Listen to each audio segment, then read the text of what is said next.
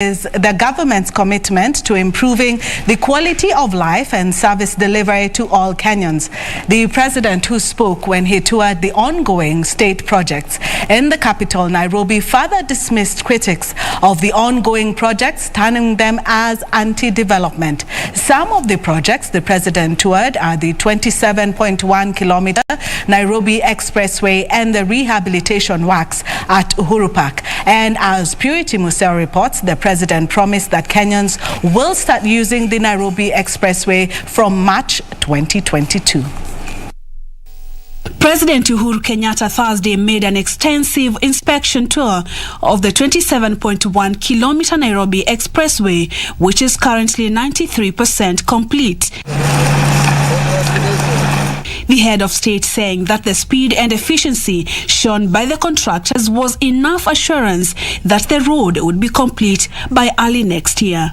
It is a proud moment for us as Kenyans as we are here today witnessing the laying of the last of these girders that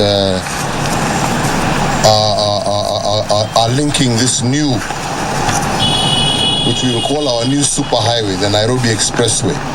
This is one of the links, which is 27 kilometers. We're also doing some other projects from Murorongo going over to Machakos Turnoff, a distance of 20 kilometers. After we finish this project to James Gishuru, 27 kilometers, there's another project which is 25 kilometers, taking us all the way to Rironi. And then from Rironi, Excellency, there are discussions to extend it all the way to Mount Summit. President, who was accompanied by Infrastructure CS James Macharia and Nairobi Metropolitan Services Director General Mohamed Badi, expressed satisfaction with the progress of the 8-lane elevated dual carriageway. I do believe that within another 2 years, Nairobi will be a truly 21st century city, catering for its population in a positive manner and in a manner befitting our people. After it's finished in March, people will be taking 20 minutes only from the airport all the way to James Gishuru. The president took the opportunity to downplay critiques of his administration's ongoing development projects. A lot of people have told us that our relationship with China is not beneficial. For those who say that, I request them, come. Let them see a project like this. Let them see the project that we have done in Lamu. Let them see the project that we've done to be able to reduce the cost of petroleum with the KOT in Kilindini and Mombasa. Let them see the various other projects and programs that have eased life for Kenyans. Our partnership with China is one that is mutually beneficial. The head of state, who later toured the ongoing renovation works at the Uhuru Park, further defended the demolition of the Uhuru Park Pavilion, saying it was part of the government's plan to give Kenyans what they deserve best. Wale ambao walikuwa wanasema sijui tumegrab Uhuru Park, sijui na Central Park, mpige picture wananchi waone kazi ile inaendelea huku jamani. Alright? Na hii yote ni kuboresha maisha ya Wakenya wetu. Purity Museo, Prime Edition. Now to matters COVID. Kenya's COVID-19 positive rate jumped to 32.5% Thursday's days to the climax of the festive season. According to the Ministry of Health Statistics, 3,746 people tested positive of the disease out of a sample size of 11,537 samples tested in the last 24 hours. Sadly, one patient succumbed to the disease, which is a late death reported after conducting facility record audits for December. Death toll now stands at 5,356 according to the Ministry of Health, and a total of 9,375,917 vaccines have so far been administered across the country. Now, moving on, still on matters COVID, the Ministry of Health, in partnership with Nairobi Metropolitan Services, Thursday undertook a mass COVID-19 vaccination campaign at Nairobi's Central District. Officials from the ministry calling on Kenyans who have not taken the jab to do so and help the country win the war against the pandemic. Kenya's 10 million COVID vaccine target by the end of the year is still on course, and the Ministry of Health is now taking the jab close to the people. On Thursday, the mass vaccination exercise was undertaken at Kencom Bus Stage and Kenya National Archives.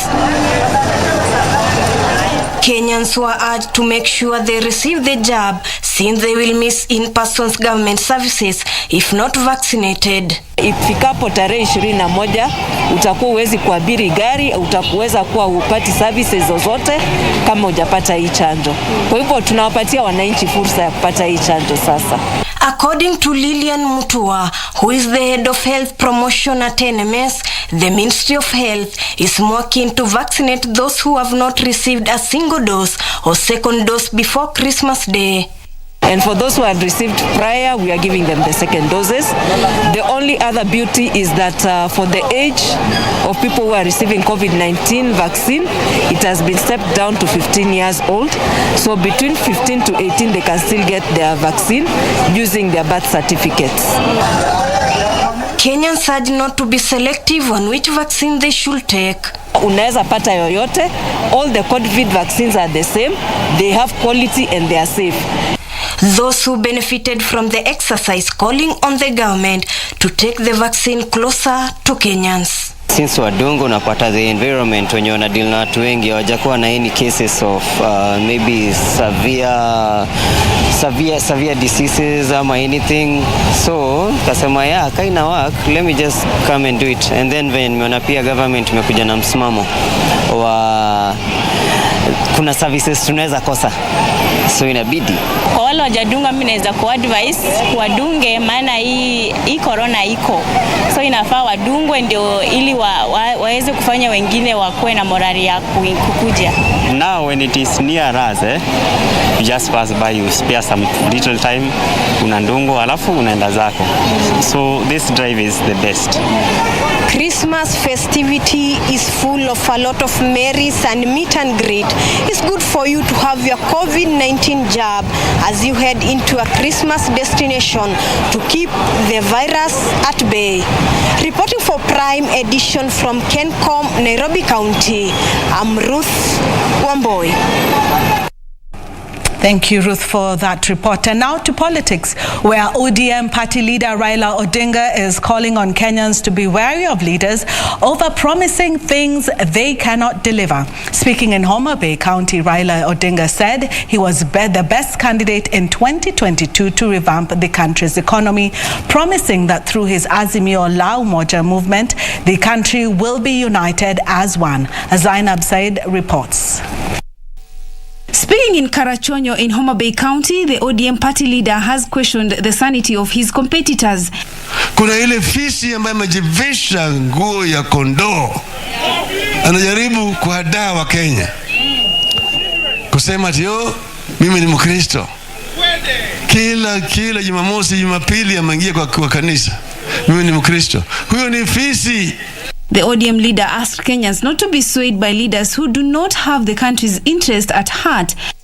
Wanajanganya wa Kenya na wanajaribu kuhadaa wa Kenya ati mambo ati chini juu, ati bottoms up. Hawa ni watu ambaye hawajui pale wanaotoka na kule wanataka kuelekea.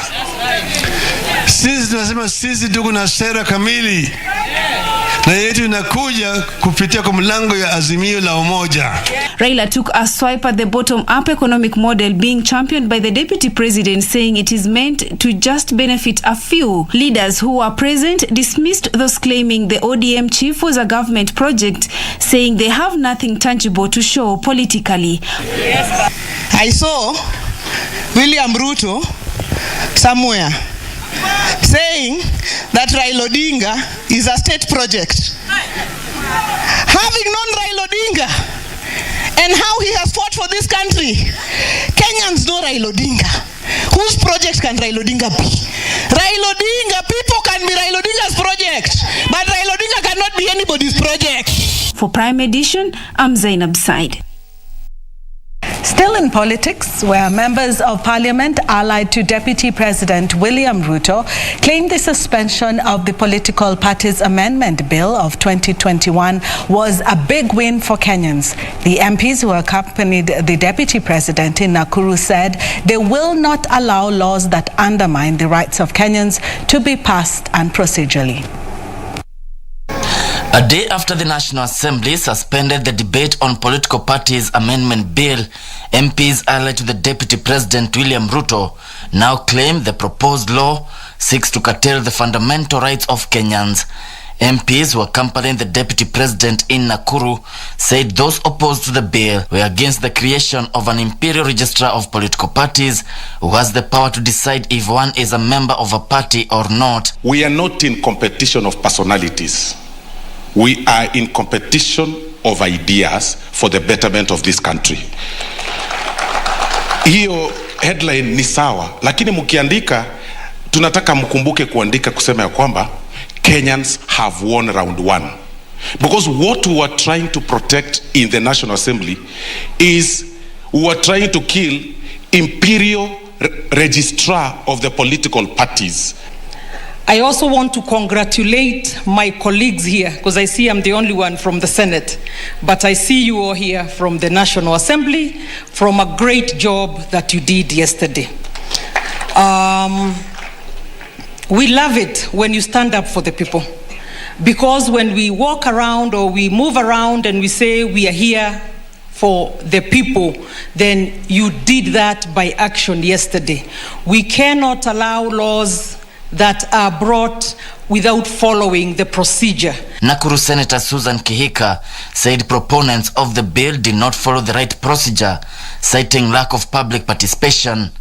The DP, who steered off politics, said Kenyans will soon enjoy universal health care coverage once the bill is signed by President Uhuru Kenyatta into law. If there is one thing we must do as a matter of urgency, is to work the law, work the structures, and establish a universal health scheme. I know Parliament recently passed the law, the National Assembly. I think it has now gone through the Senate. It will shortly be signed by His Excellency the President into law, and then we will begin the journey.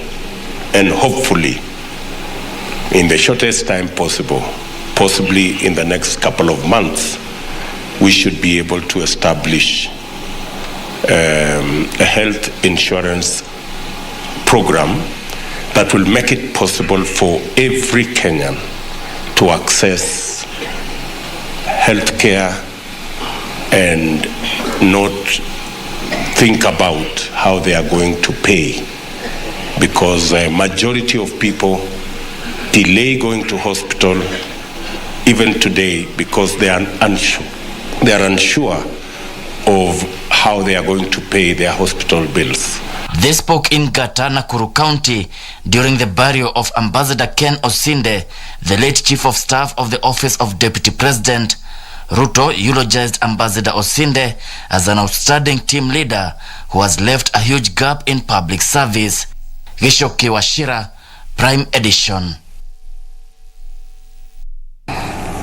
Now, the Salaries and Remuneration Commission is accusing the Magistrates and Judges Association of trying to use intimidation tactics to be awarded salary increment.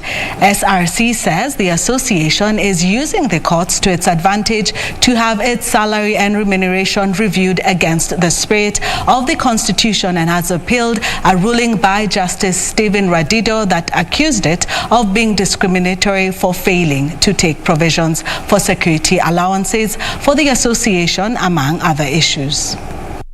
The Salaries and Remuneration Commission says it is opposed to the deconsolidation and itemization of salary structures being demanded by judicial officers, which it says will distort remuneration in the sector, and it's contrary to salary structure, design, principle, pensionable emoluments and labor market trends. SRC says while setting the consolidated pay structure for magistrates and Kathis in 2013, it set the same for state officers in line with labor market survey. The commission said it has reviewed the non-practice allowance for judicial officers subject to availability of funds from 13,000 shillings to 20,000 shillings for judges and 10,000 shillings to 15,000 shillings for magistrates and Kathis. SRC said the consolidated pay structure set in 2017 and December 2018 were aligned to the finding of the labor market salary survey and nothing much can be done. SRC has in the meantime appealed against a declaration issued in December by the court that had termed discriminatory move by the commission not to provide magistrates and Kathis for security allowances and failure to review non-practicing allowances for the association, among other issues. For Prime Edition, I'm Ben Troy Njue. The International Police Organization, in conjunction with Medenta Africa, is undertaking a free medical clinic campaign targeting Moinli police officers across the country. Speaking at the Parliament Police Station in Nairobi, the director of the organization, Delano Kilu, said already 300 police officers have benefited from the free clinic, which targets about 1,000 officers before February next year. Following President Uhuru Kenyatta's directive that National Police Service officers will be forced to be on duty this festive season to ensure Kenyans have peaceful festivities, International Police Organization, in collaboration with Medenta Africa, decided to roll out a free medical camp in a move that will ensure the police officers get proper medical attention. This undertaking is an initiative together with IPO and Medenta Africa that shows that we care for our police officers, especially as we approach the festive season. We thought that it would be important that at least we provide a service where each police officer can discover their baseline health statistics. According to the director for International Police Organization, Delano Kilu, police officers on many occasions are forgotten, yet they play a very critical role in securing the country. These officers who had to leave station and had to go to a hospital, whether it's Mama Lucy or whether it is Kenyatta National Hospital or any of our public hospitals, the process would take much, much longer and would actually impact on their time when we need them to be at station, alert and active for the service to the community of Kenyans. During the exercise, officers had their blood sugar tested, body mass index BMI, blood pressure and other ailments, including free consultation. It also comes at a time when we see an increase in the rise of COVID cases in Kenya, and that means that we need to be also alert as to our health status, because we know that if anybody is suffering from high blood pressure or high blood sugar, these could be indicators that you are more susceptible or prone to the ravages of the pandemic. Based on it's a critical time with the Omicron and all these viruses also coming in. Early detection is key. So I believe other facilities should also come in so that we can cover the entire mass together, rather than it will take for us single-handedly, it will take a lot of time. So other organizations should probably tie up with us or other organizations and then get to the field to do the same kind of treatments. Chief Operating Officer for Medenta Africa, Dr. Nabil Dangal, said the exercise will be cascaded to other parts of the country.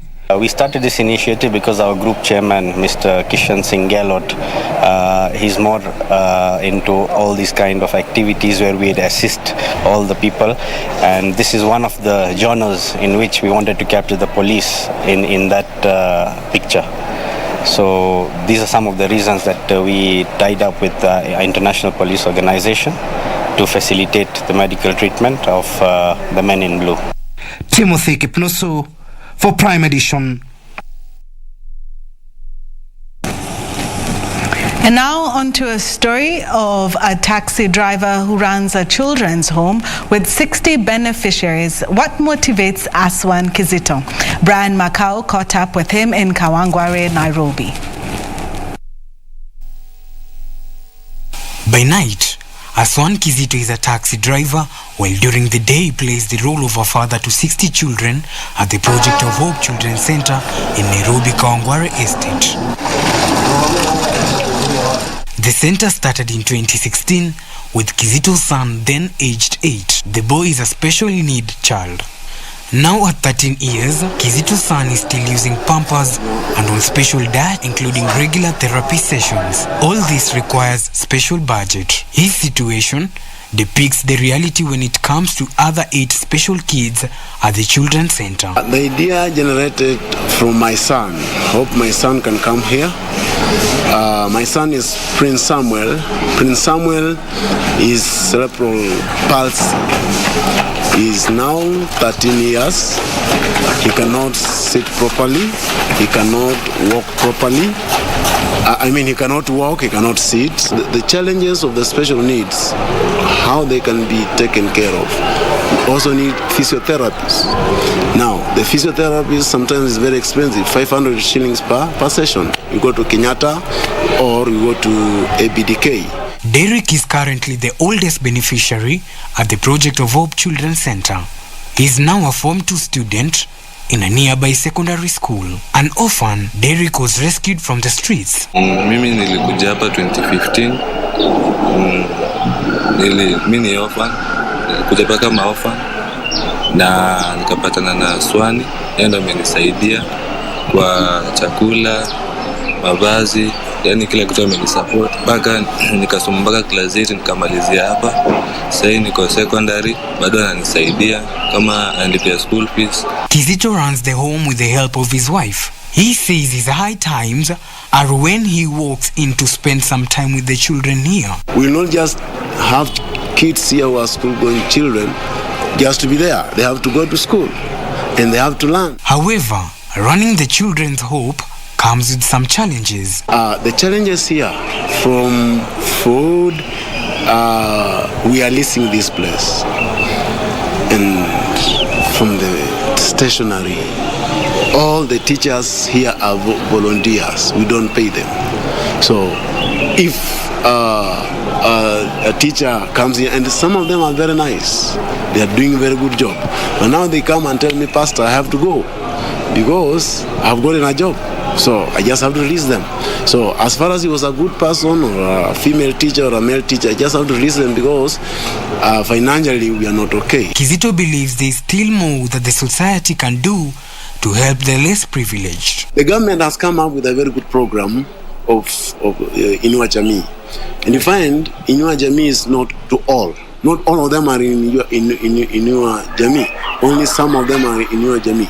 So if they can really come up and they put every child on that program, then it will be very nice.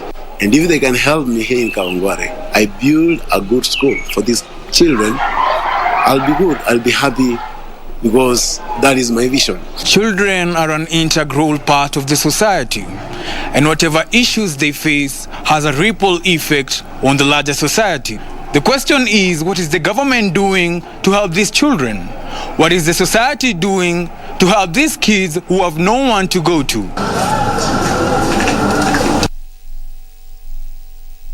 Well, digital credit providers will now have to send you a 1-month notice before they send your name to the CRB. That and more coming after the break.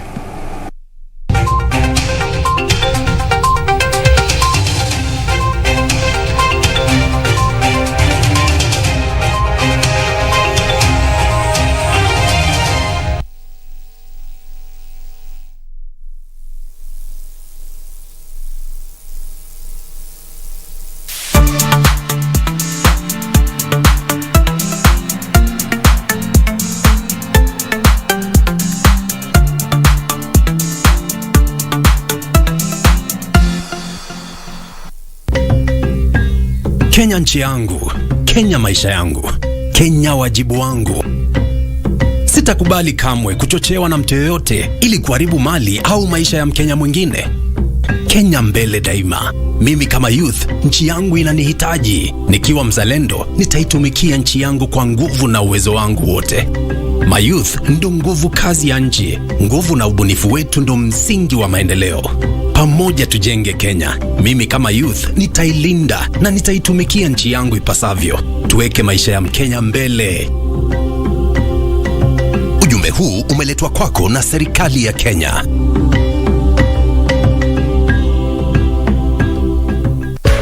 Do you know you could be seated there not knowing you're the newest millionaire in town? Want to know how? There are billions of unclaimed financial assets held by the Unclaimed Financial Assets Authority in the form of security deposits, shares, long-forgotten bank savings, pension money, among others that are waiting for the rightful owners to claim them, and you might be one of them. Stop searching in the wrong places. Visit ufaa.go.ke or dial *361# and find out if there's any unclaimed cash and other financial assets in your name. Labda umeomoka na ujui. Unclaimed Financial Assets Authority. Receive, safeguard, reunite.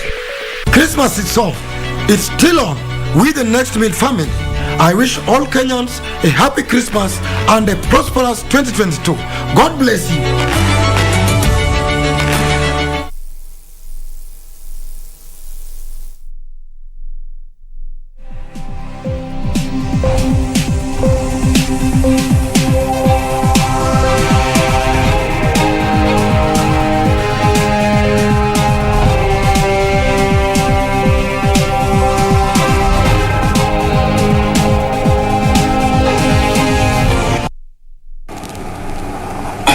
Welcome back. Now it's time for business.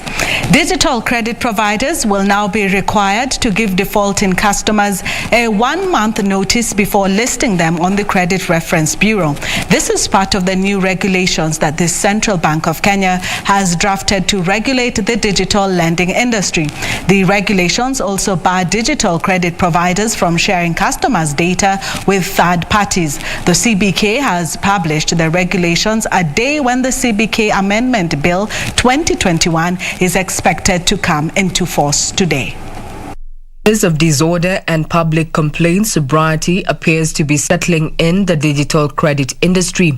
This follows the enactment of the CBK Amendment Bill 2021 that puts digital lenders under the supervision of the Central Bank of Kenya. So we've been putting it in place. We hope to have it sort of launched maybe in the second quarter, so April, let's say, of next year.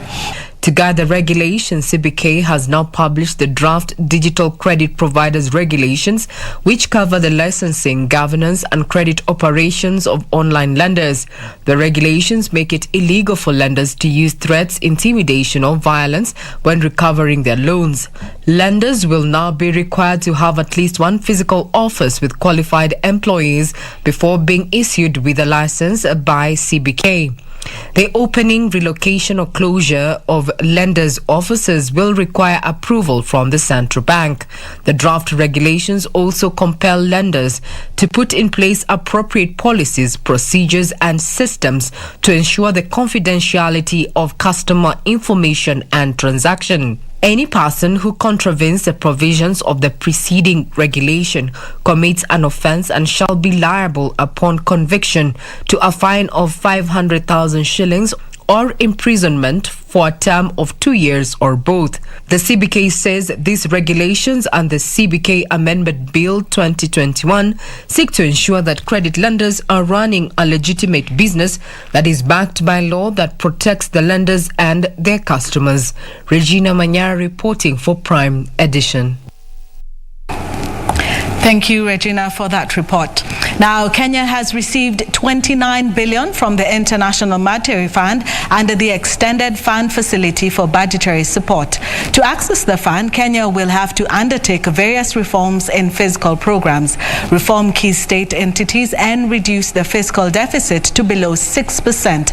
IMF says Kenya continues to show great resilience despite major economic shocks caused by the COVID-19 pandemic.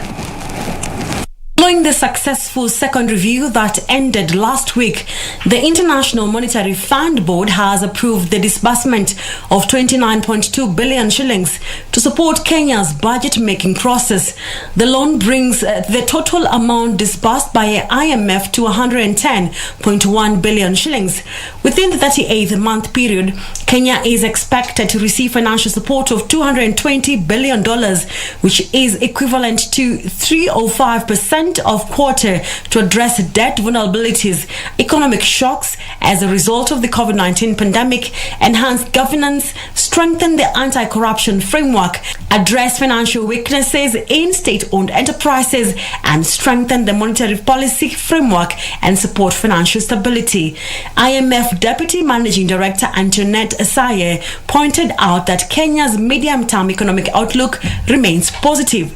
She, however, challenged the government to continue executing their multi-year fiscal consolidation plan to reduce debt vulnerabilities, create some fiscal space for the year 2021-2022 for emergency spending to face the drought in the north and emerging security needs, adding that the planned supplementary budget should also provide resources for expanding COVID-19 vaccinations and state-owned enterprises in line with program design.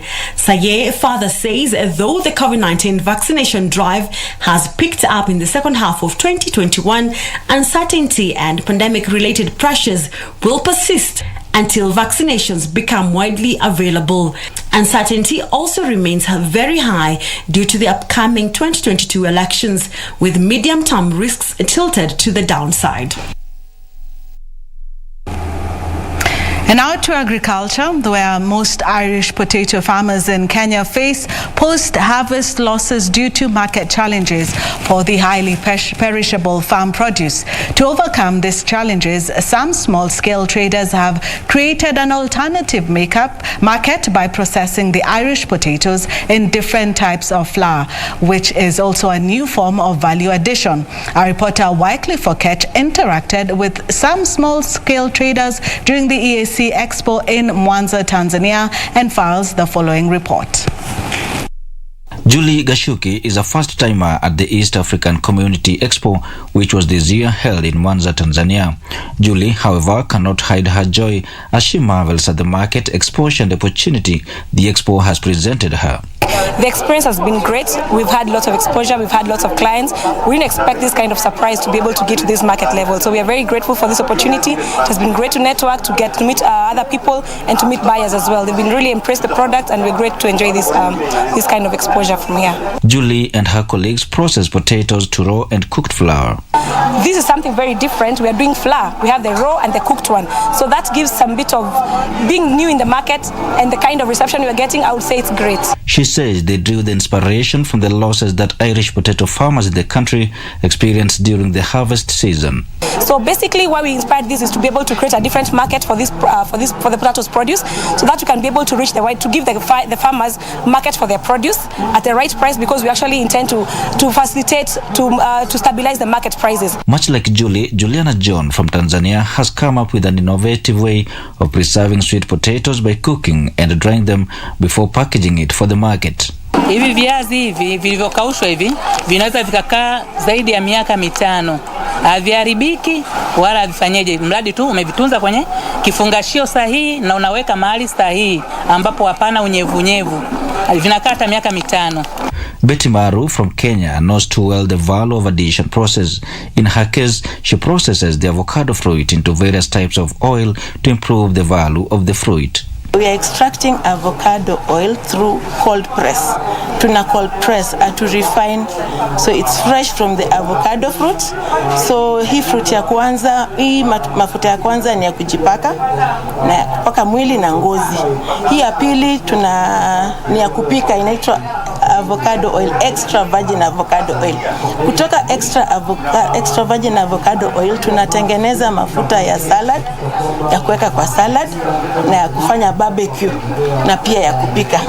Katika hii ya hii ya skin na nywele, unaweza tengeneza body cream na body lotion na shampoo.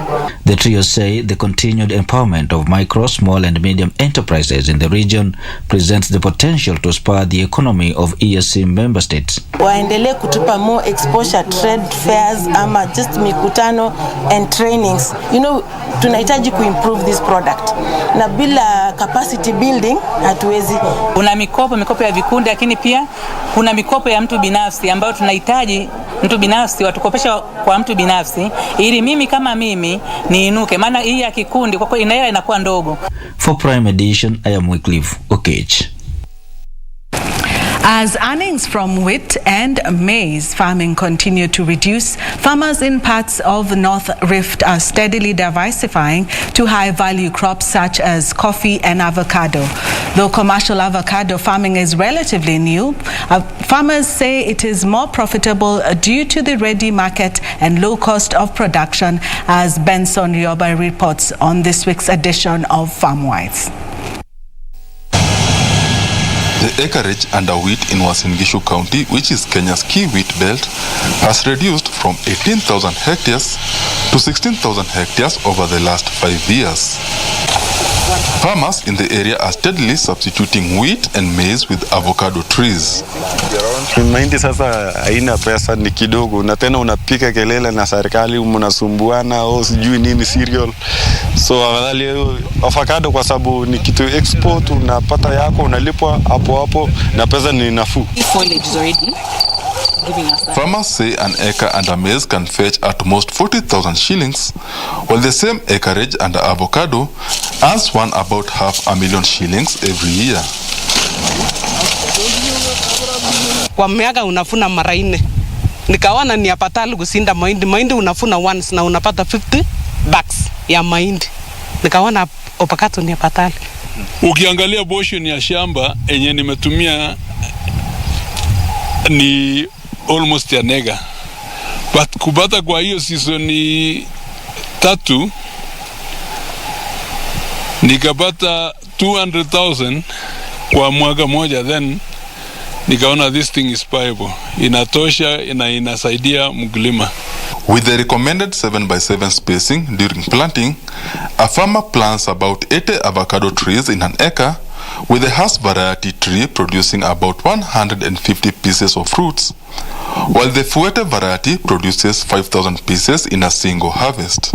People are aware that avocado is a fruit that you can add to your daily intake, so for breakfast or with your lunch, and you know, with the good fats of vitamin E, it's able to add value and into your diet. Last year, 110,000 tons of avocado were produced in Kenya, which players feel is way below the country's potential.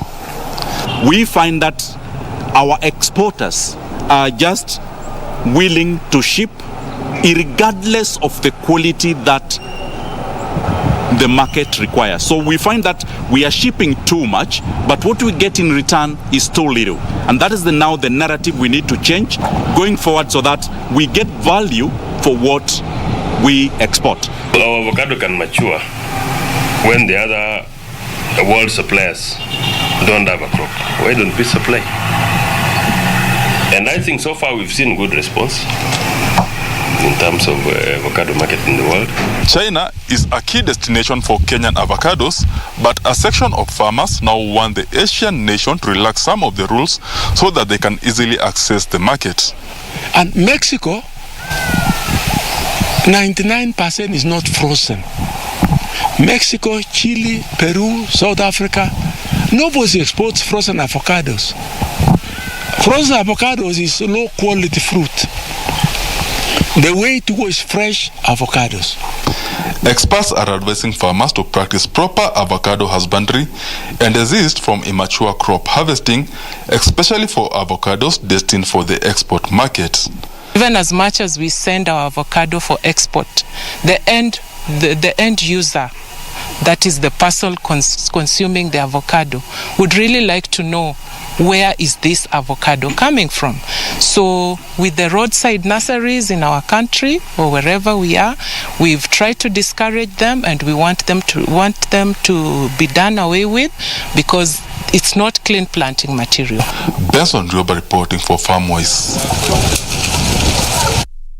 The electioneering period next year might have a little impact on the economy.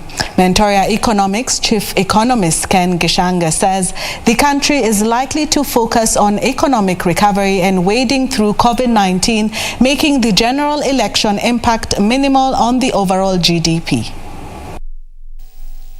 As the year comes to an end, Kenya's economy has been on an upward trend following recovery from COVID-19 shocks.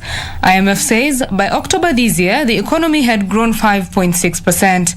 Mentoria Economics Chief Economist Ken Gishinga says the cyclical dip in the economy due to elections is not likely to be witnessed next year because Kenyans will not want to waste another year of economic growth.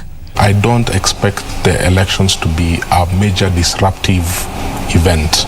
I think the country has lost 2 years worth of economic activity, and it's going to be very unlikely that people will want to have another third year of the same. So we might not see the previous dramas we've seen in the previous years. I think there's a lot more focus on just people trying to restore their lives back to familiar territory.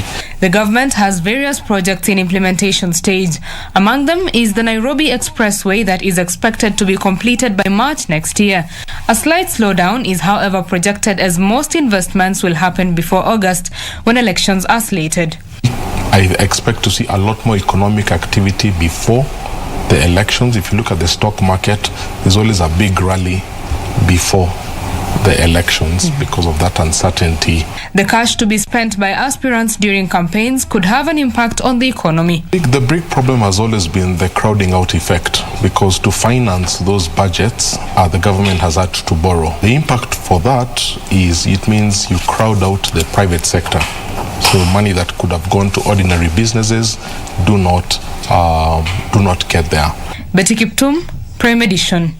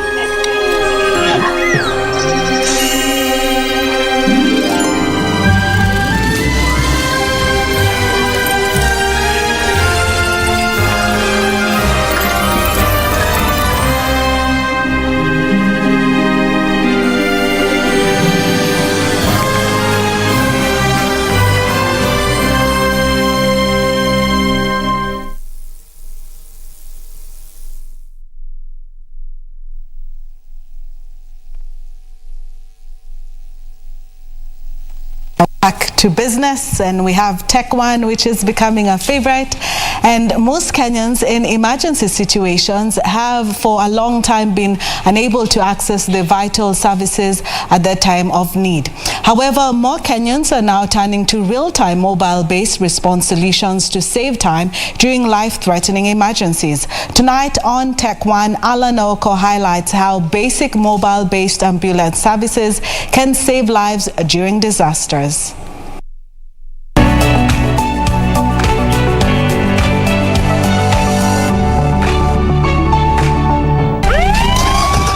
The Kenya Emergency Medical Care Strategy 2020 to 2025 by the Ministry of Health indicates that there is no current data on the specific number and location of public ambulances and emergency departments across the country or their capacity in terms of human and physical resources to handle medical emergencies. The ministry says that there is a need to map these emergency medical care services to ensure that there is 100% geographical coverage. Innovators say that this is where technology can be engaged to streamline Kenya's emergency care services. We have ambulances in the country, have fire trucks in the country. So we bring together all these providers and we provide you one hotline that you can call and get emergency response of any kind. So you want an ambulance, you can call a phone number you want a security vehicle, you can call this one phone number. In Kenya, the wait time for emergency response can extend to hours, and users say that you are most likely to have dialed multiple numbers and at times for you to get help. When faced with a medical emergency such as a stroke or a car accident, this waiting can be fatal. Because of this, around 3,000 plus lives are lost every year in Kenya alone due to road traffic accidents. And if you know anything about medicine, and also it's kind of obvious, catering to a traumatic injury in the fastest way possible is the best way to save a life. Platforms like Rescue.co are seeking to solve this problem. Rescue.co, an emergency response platform based in Nairobi, seeks to cut the waiting time for emergency services to just a few minutes. So you get into an accident or somebody gets into an accident. So you call FLAIR or you press an emergency SOS button. Then it comes into a dispatch. Dispatch triages the case. You explain it's an accident at this place, blah, blah. We can also access your location via your phone. Of course, you give permission. Then our dispatch center finds the closest ambulance. Then our dispatch center automatically routes the ambulance to your scene using just routing algorithms. Through a single number, those in need access the dispatch center where care is provided over the phone, and the nearest ambulance is dispatched, powered by technology called FLAIR, the Uber of ambulances. So on our platform at the moment, we are currently tracking over 100 vehicles. So this is ambulances, fire trucks, tow trucks, water bowsers, security vehicles. And on top of the 100 that we track live, we have a database of more than 500 that we know their approximate location. For companies like Rescue.co, issues such as the COVID-19 pandemic became an opportunity for action and innovation. Lanauko, Take One.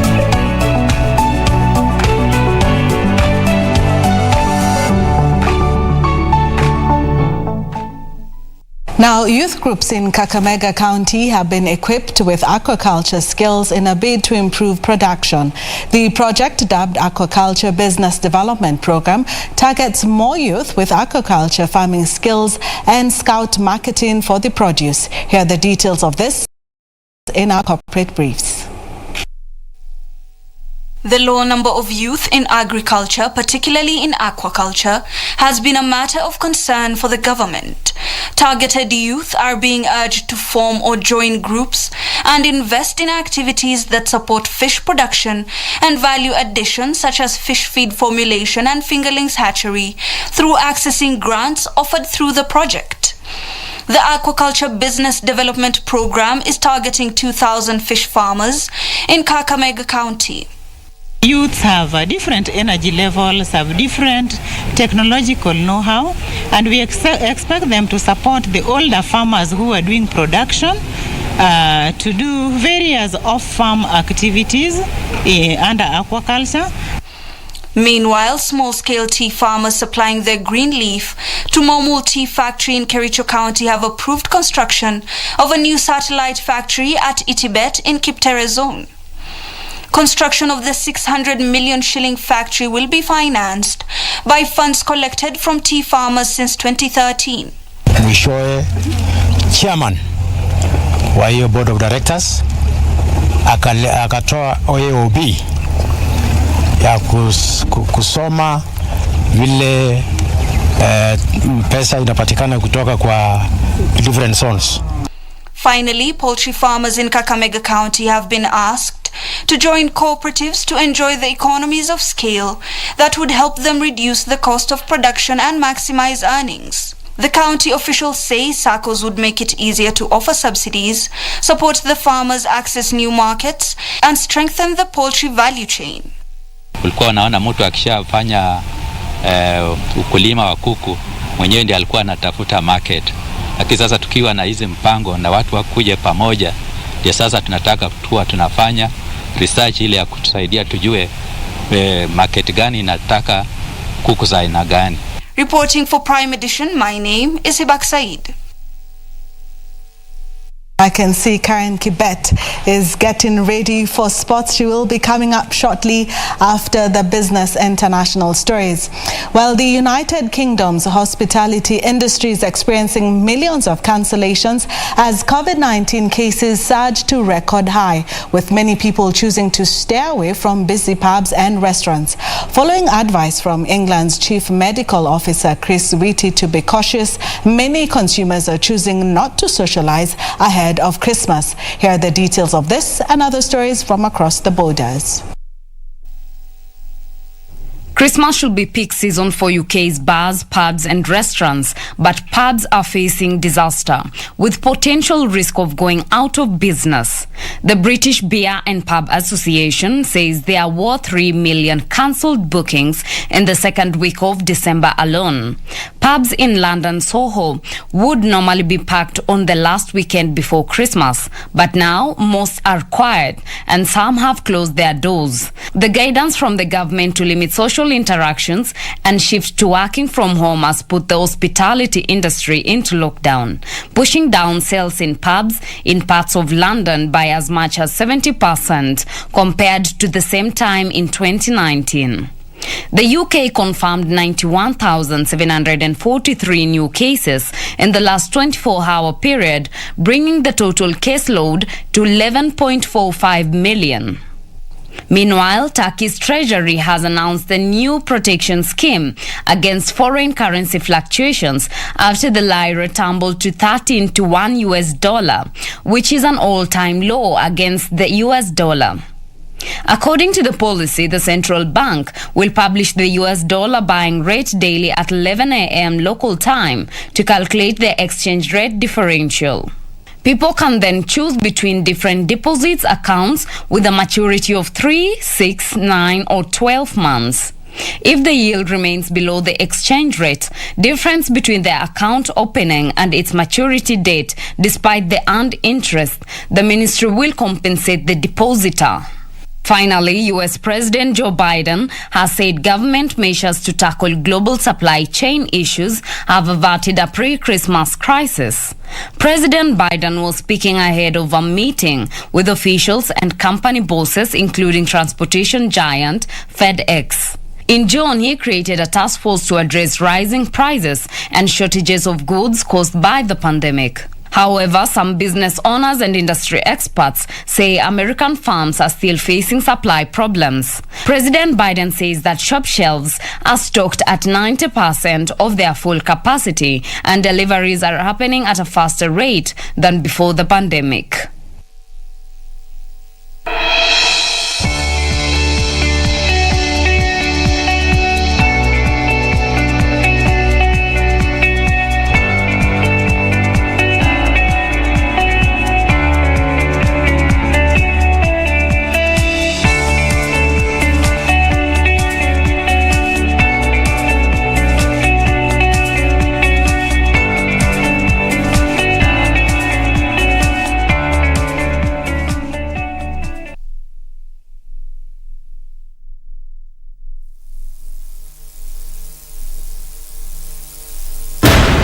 Sometimes, there isn't a worse enemy than your own heart. A rebellious heart. Forget about her. She's married now. She's not happy. I can't see her like this. A guilty heart. I can't take it anymore, Mama. I'm sorry I forced you to marry Damien. A determined heart. I still love you. Let's run away. But what about my children? Lying heart. It's the season of sharing and making merry, and your favorite TV station is here to make your Christmas more memorable. Watch KBC Channel 1 this holiday season and stand a chance of winning thousands of shillings in cash prizes and shopping vouchers. Look out for our trivia questions and get rewarded for answering the questions correctly. KBC Channel 1, giving you 1,000 reasons to be happy. Life is precious. Do not gamble with it. Say no to bad driving. Treat you.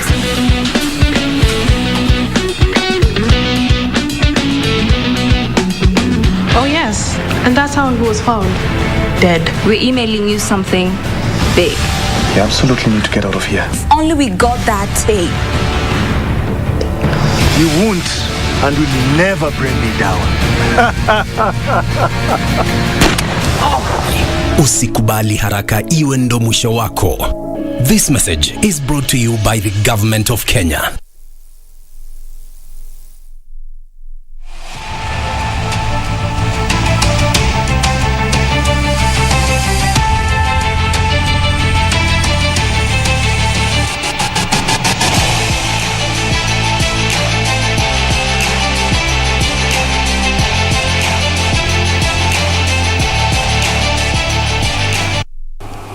Welcome back. Let's now take a look at what's making headlines in the world of sports. My name is Karen Kibet. Now, the female rally driver Maxime Wahome has been nominated in the category of the Sportswoman of the Year for this year's Sports Personality of the Year award slated for Kakamega County on January 19th. Wahome, who was being navigated by Lynette Ayuko on the first season she joined rallying, won the All-Ladies Crew Trophy during the Mountain Gorilla Rally in Rwanda, a leg of the grueling Africa Rally Championships, where she was 6th overall. She was 7th overall during the Ramisi Rally, where she won the Division 2 category, and she was ranked 14 overall at the first East African Mini Classic. Wahome, who made strides in her debut year as a rally driver, will, however, face stiff competition for the award from world and Olympic 1500-meter champion Faith Kipyegon, Olympic marathon champion Perez Jepchirchir, Vihiga Queens player Gentrix Shikangwa, tennis player Angela Okutoi, and football star Sharon Chepchumba.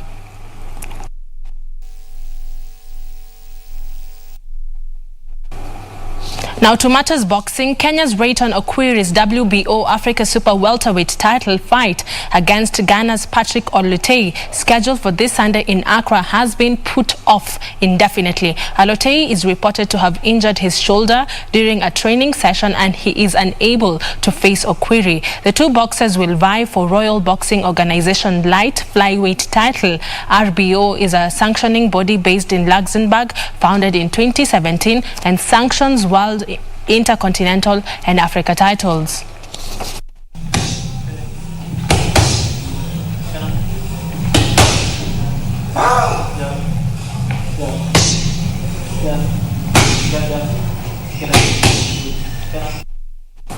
Kenya number 2 wheelchair tennis player Shaban Matano, who was nominated to vie for the 2021 Malkia Tribute Awards, has said he will continue advocating for persons with disabilities. Matano, who was nominated alongside Naomi Wafula from Safaricom, hailed the Malkia Tribute Awards, which was started in 2012 by award-winning singer Daddy Owen to pay tribute to persons with disabilities making a difference in Kenya.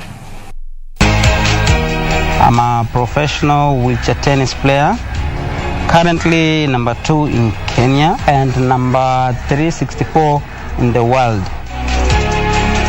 In wheelchair tennis, we are allowed 2 bounces, unlike the normal tennis, which is only 1 bounce. I started playing in 2013. Health-wise, it has kept me fit. I also get to travel a lot, meet different people, different cultures.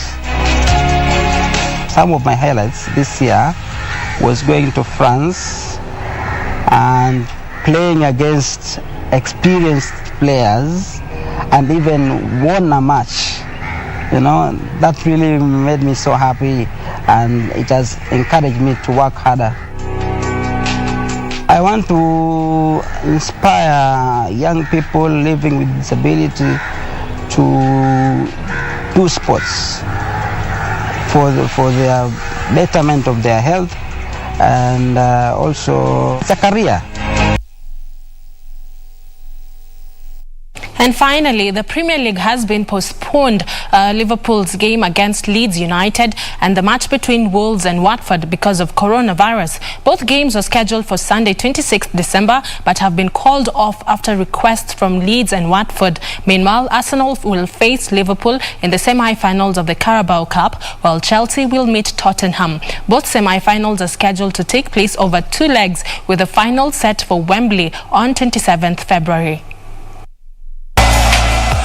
James Chelsea reached their third major semi-final in 11 months under Thomas Tuchel after beating Brentford 2-0.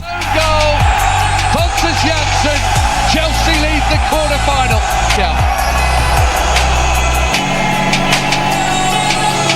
And that's on. Liverpool came back from 2 goals down to draw with Leicester City 3-3 and win on penalties. That's another ball for Daka. And Vardy is going at pace, and there he is to make it 2. Tottenham moved into the semi-finals as they edged West Ham 2-1 in a thrilling quarter-final tie. Bergwijn again looking to wriggle his way into the penalty area, and he's still going. Lucas Moura!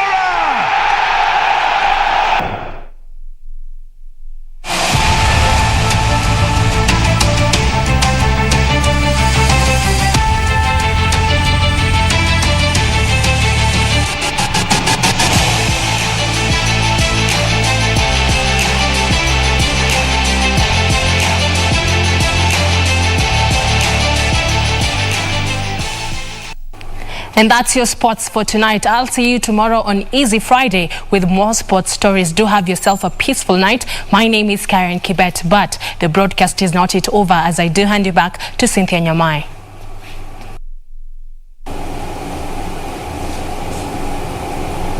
Well, thank you, Karen Kibet. I'm just looking at some of your comments and feedback.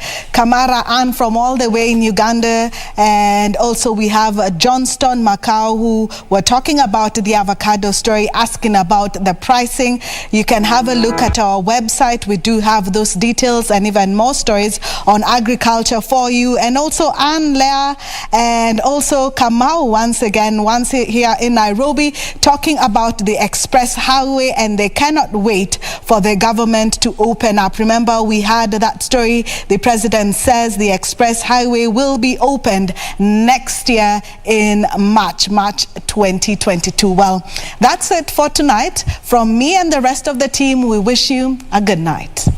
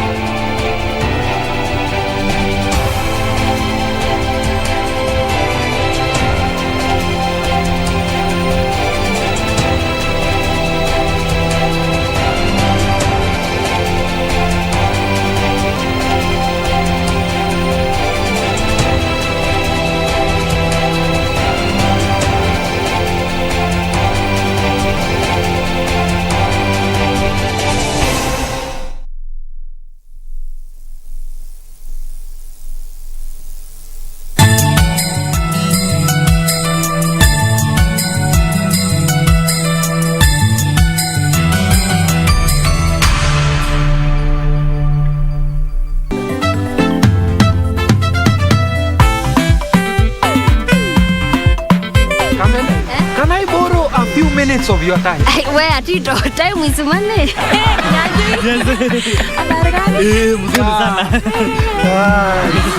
Beautiful. Mila on the wall. Who is the beautiful among them all? Yes, and that's me.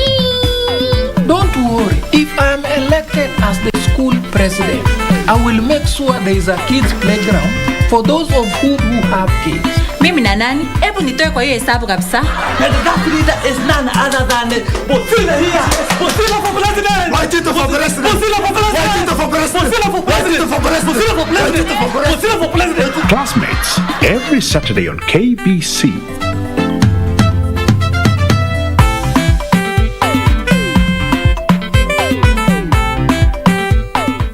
kupata sikiza tune hii ya mshauri wa mwaka wako, bonyeza *811*816#. Kila kizaliwacho huja na heri, kila kizaliwacho huja na baraka, mwanga na matumaini. Maana kwa ajili yetu mtoto amezaliwa.